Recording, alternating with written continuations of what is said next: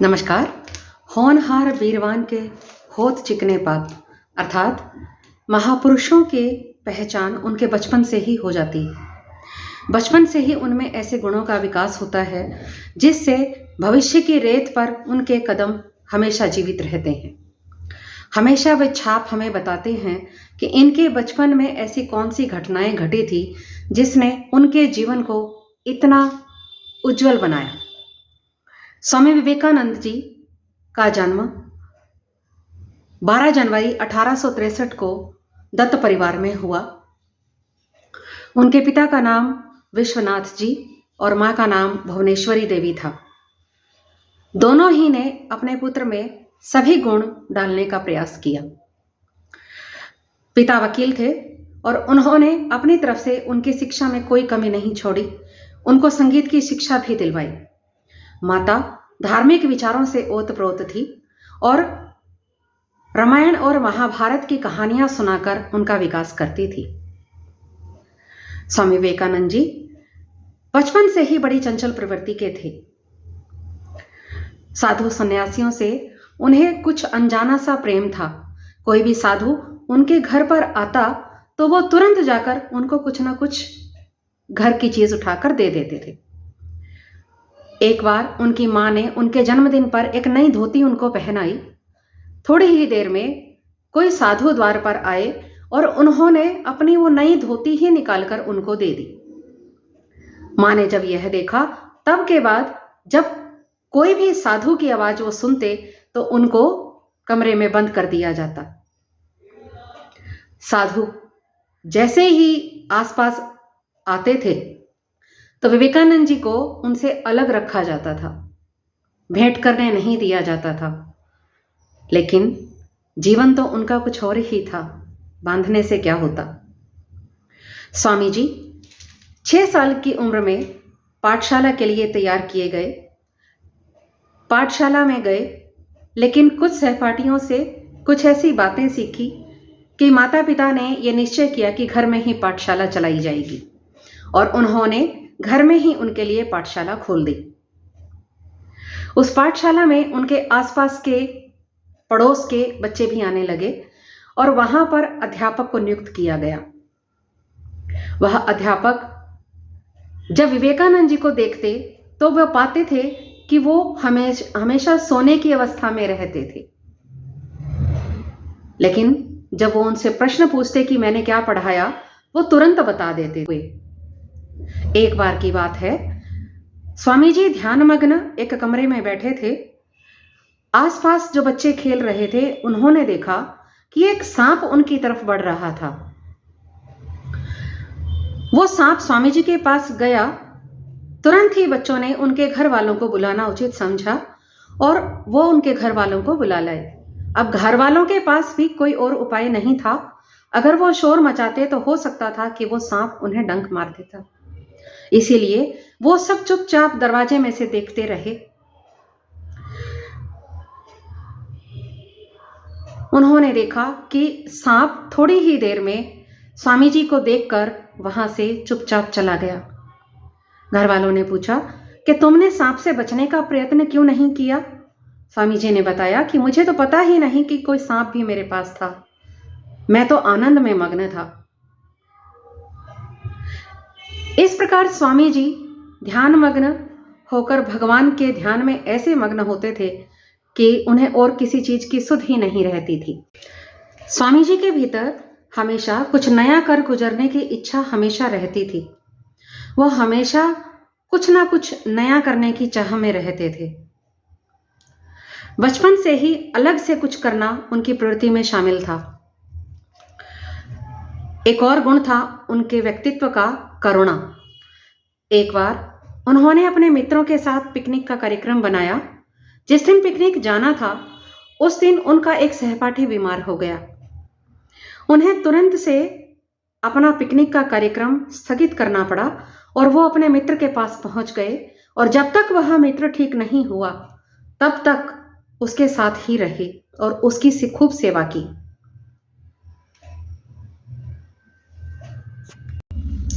स्वामी जी का दाखिला पंडित ईश्वर चंद्र विद्यासागर जी के मेट्रोपॉलिटन स्कूल में करवाया गया।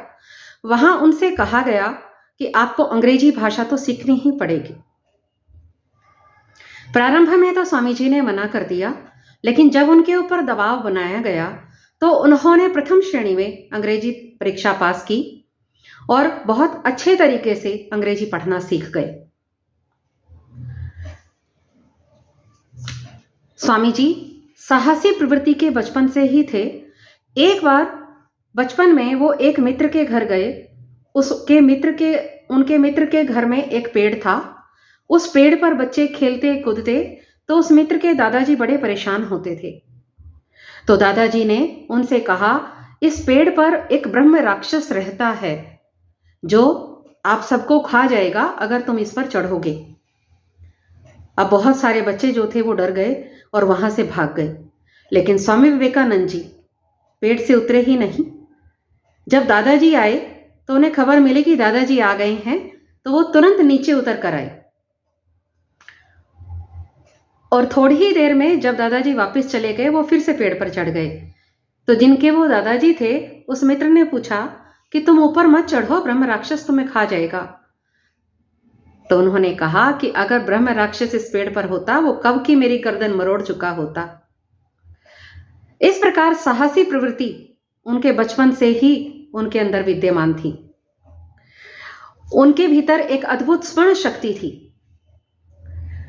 वो जल्दी जल्दी पेज पलटकर पढ़ लेते थे,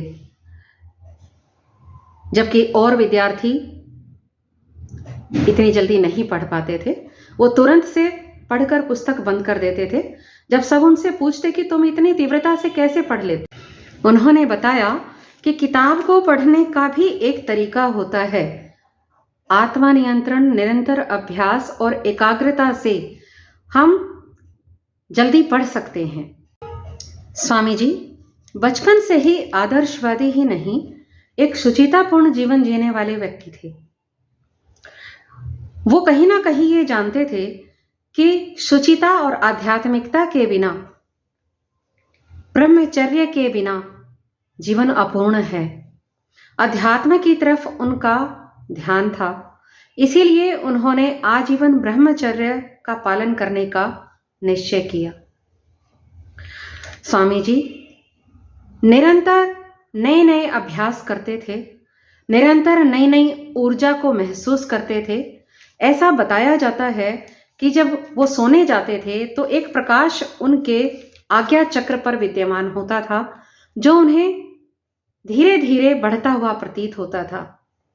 उम्र के बढ़ने के साथ साथ वह कम होता गया और उनके चरित्र में एक ओज आता गया। स्वामी जी एफए और बीए की परीक्षा पास कर चुके थे। 1884 में स्वामी जी स्नातक हो गए थे। एक बार उनके एक मित्र के यहाँ एक धार्मिक आयोजन में स्वामी रामकृष्ण जी का परिचय उनके साथ हुआ। रामकृष्ण जी ने जब उनसे भेंट की तो उन्हें एहसास हो गया कि ये कोई आम व्यक्ति नहीं है। उन्होंने उन्हें कलकत्ता, जिस मंदिर में वो रहते थे, वहां के लिए निमंत्रण दिया कि तुम वहां अवश्य आना। और ऐसा हुआ भी। स्वामी जी कलकत्ता श्री रामकृष्ण जी से मिलने पहुंचे। श्री रामकृष्ण जी ने उन्हें अपना शिष्य बनाया। समय के साथ साथ दोनों में घनिष्ठता बढ़ती गई। ऐसी सेवा उस शिष्य के द्वारा रामकृष्ण जी की गई कि जब वो अंतिम समय में बीमार थे तो उनकी उल्टी अपने हाथों में लेना, उनका पूरा ध्यान रखना, इस तरह समर्पण के साथ स्वामी जी ने उनकी सेवा की। श्री रामकृष्ण जी ने उन्हें बताया कि हमारा जीवन लोगों को केवल धर्म के प्रति ही जागरूक करना नहीं है, बल्कि इस देश के लोगों की सेवा करना भी आवश्यक है, क्योंकि वो अगाध गरीबी में हैं। रामकृष्ण जी ने अपने सामने अपने सभी शिष्यों को बुलाया और उन्हें इस देश की सेवा के लिए प्रवृत्त किया। रामकृष्ण जी इस संसार को छोड़कर चले गए। और इसके पश्चात स्वामी जी ने ये निश्चय किया कि वो भारत भ्रमण करेंगे। भारत भ्रमण करते हुए उन्होंने उत्तर से लेकर दक्षिण तक अपने भारत की दशा देखी। उन्हें ये एहसास हो गया कि भारत को धर्म की शिक्षा की अभी आवश्यकता नहीं है। धर्म तो यहाँ है ही, लेकिन यहाँ के लोगों की गरीबी और रोजमर्रा की जो आवश्यकताएं हैं वो पूर्ण करने के लिए हमें प्रयास करने पड़ेंगे। और उन्होंने राजा महाराजाओं से मिलकर और अन्य व्यापारियों से मिलकर देश समाज के लिए अत्यंत गंभीर होकर कार्य किए। स्वामी जी इतने व्यक्तित्व के धनी हो चुके थे कि उनकी पूरे भारत में एक पहचान भी हो गई थी। उन्होंने निश्चय किया कि विदेशों में जाकर वो भारत की स्थिति अपने हिंदुत्व के बारे में संसार में जाकर बताएं। और ऐसा मौका उन्हें मिला शिकागो सम्मेलन में। स्वामी जी शिकागो सम्मेलन के लिए तैयार हुए। जुलाई में के मास में था वो, लेकिन जब वो वहां पहुंचे, शिकागो एक महंगा शहर था, जब वो वहां पहुंचे तो उन्होंने पाया कि वह सम्मेलन सितंबर में होगा और वहां उनका रहना बड़ा कठिन था। उन्हें एक विदेशी महिला ने अपने घर में आमंत्रण दिया, वहां रहने के लिए कहा। उस विदेशी महिला के द्वारा स्वामी जी की पहचान एक प्रोफेसर से हुई। प्रोफेसर ने उनके ज्ञान को भांप लिया और उन्होंने शिकागो के सम्मेलन में उन्हें जाने में पूरी मदद की। आज तक भी उस सम्मेलन का जिक्र किया जाता है। क्यों? क्योंकि स्वामी जी जब भाषण के लिए खड़े हुए तो उनके पहले शब्द थे, मेरे अमेरिकावासी भाइयों और बहनों। केवल इतने ही शब्द सुनकर पूरे हॉल में तालियों की आवाजें आने लगी। उन्होंने फिर से बोलने का प्रयास किया, लेकिन फिर से तालियां बजी। स्वामी जी ने एक ओजस्वीपूर्ण भाषण दिया और उस सम्मेलन में उन्हें 10 और भाषण देने का सौभाग्य प्राप्त हुआ। और संपूर्ण विश्व के जो वहां अनुयायी आए हुए थे, उन सभी ने हिंदू संस्कृति को जाना, यहां की सहनशीलता को जाना। स्वामी जी ने बताया कि हिंदू संस्कृति सर्वोपरि संस्कृति है। यहीं पर सभी के लिए प्रेम, वसुधैव कुटुंबकम की भावना है। सबको यहां सम्मान दिया जाता है। यह सम्मेलन 17 दिन चला था। 1893 से 1896 तक का समय स्वामी जी ने अन्य देशों में भी व्याख्यान देने में, चर्चाएं करने में और योग प्रशिक्षण देने में बिताया। 1896 में वे कलकत्ता वापस आए और अपनी धरती को आकर चूमा। धरती को में लोटपोट हो गए। धरती माता की गोद में आके उन्हें आनंद महसूस हुआ। अब उन्होंने अपने भारत में विभिन्न समाज कार्य करने थे।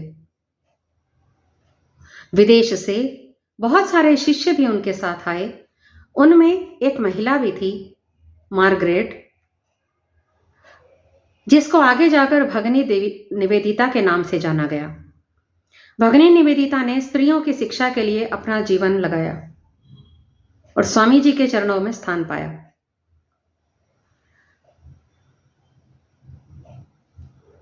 स्वामी जी 12 वर्षों की अथक परिश्रम से अब थक चुके थे।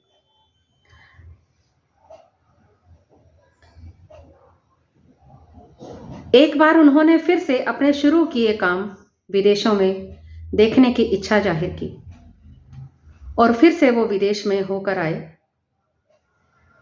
वापस आने पर उनका स्वास्थ्य बहुत बिगड़ गया। उनको डायबिटीज हो गई, उनके फेफड़ों में दिक्कत हो गई। इस प्रकार उनका आखिरी समय एक छोटी सी उम्र में ही आ गया। स्वामी जी को अपनी मृत्यु का आभास हो चुका था। 4 जुलाई 1902 को उन्होंने प्रातः और सायं स्मरण किया और रात्रि 9 बजे अपनी माला लेकर वो लेट गए और उन्होंने 2 दीर्घ श्वास भरे और अपने प्राण त्याग दिए। स्वामी जी का उनके बेलूर मठ में ही चंदन की लकड़ियों पर अंतिम संस्कार किया गया। इस प्रकार स्वामी जी ने अपना संपूर्ण जीवन समाज हित के लिए बिताया। ऐसे स्वामी जी का हमारा शत शत नमन। आपसे आग्रह है उत्साहवर्धन हेतु चैनल को लाइक करें, शेयर करें, सब्सक्राइब करें। धन्यवाद। नमस्कार।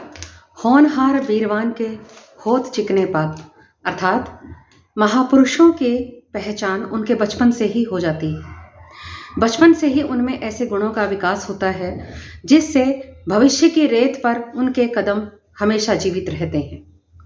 हमेशा वे छाप हमें बताते हैं कि इनके बचपन में ऐसी कौन सी घटनाएं घटी थी जिसने उनके जीवन को इतना उज्जवल बनाया। स्वामी विवेकानंद जी का जन्म 12 जनवरी 1863 को दत्त परिवार में हुआ।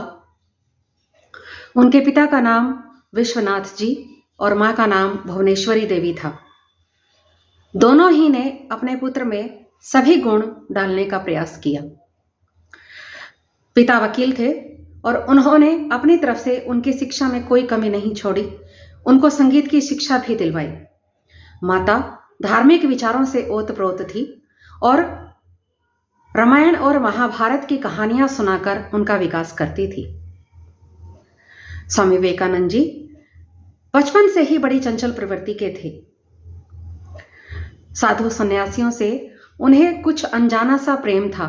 कोई भी साधु उनके घर पर आता तो वो तुरंत जाकर उनको कुछ ना कुछ घर की चीज उठाकर दे देते थे। एक बार उनकी मां ने उनके जन्मदिन पर एक नई धोती उनको पहनाई। थोड़ी ही देर में कोई साधु द्वार पर आए और उन्होंने अपनी वो नई धोती ही निकालकर उनको दे दी। मां ने जब यह देखा, तब के बाद जब कोई भी साधु की आवाज वो सुनते तो उनको कमरे में बंद कर दिया जाता। साधु जैसे ही आसपास आते थे तो विवेकानंद जी को उनसे अलग रखा जाता था, भेंट करने नहीं दिया जाता था। लेकिन जीवन तो उनका कुछ और ही था, बांधने से क्या होता। स्वामी जी 6 साल की उम्र में पाठशाला के लिए तैयार किए गए। पाठशाला में गए, लेकिन कुछ सहपाठियों से कुछ ऐसी बातें सीखी कि माता पिता ने यह निश्चय किया कि घर में ही पाठशाला चलाई जाएगी और उन्होंने घर में ही उनके लिए पाठशाला खोल दी। उस पाठशाला में उनके आसपास के पड़ोस के बच्चे भी आने लगे और वहां पर अध्यापक को नियुक्त किया गया। वह अध्यापक जब विवेकानंद जी को देखते तो वह पाते थे कि वो हमेशा सोने की अवस्था में रहते थे। लेकिन जब वो उनसे प्रश्न पूछते कि मैंने क्या पढ़ाया, वो तुरंत बता देते।